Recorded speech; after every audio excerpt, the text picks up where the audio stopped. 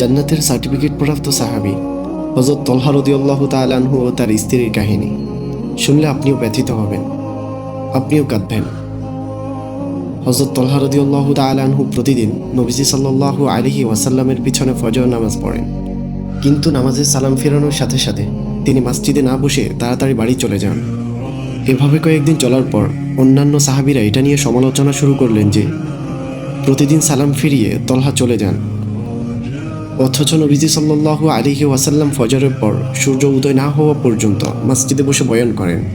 অন্যান্য সব সাহাবী রিদওয়ানুল্লাহি আনহুমও রাসূল সাল্লাল্লাহু আলাইহি ওয়াসাল্লামের কাছে বসে থাকে।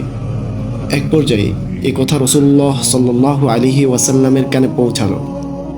নবীজি সাল্লাল্লাহু আলাইহি ওয়াসাল্লাম সাহাবীদের বললেন, আগামীকাল ফজর নামাজ শেষে তলহা যেন আমার সাথে দেখা করে। পরের দিন নামাজে আসলে তলহাকে এ কথা জানিয়ে দেওয়া হয়।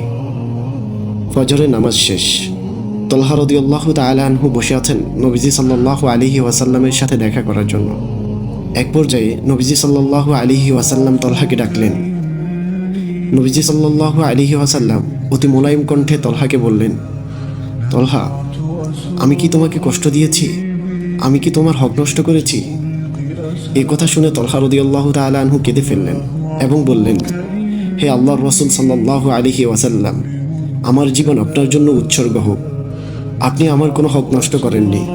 নবীজি সাল্লাল্লাহু আলাইহি ওয়াসাল্লাম বললেন, তাহলে তলহা, তুমি প্রতিদিন নামাজ শেষে আমার কাছে না বসে চলে যাও কেন?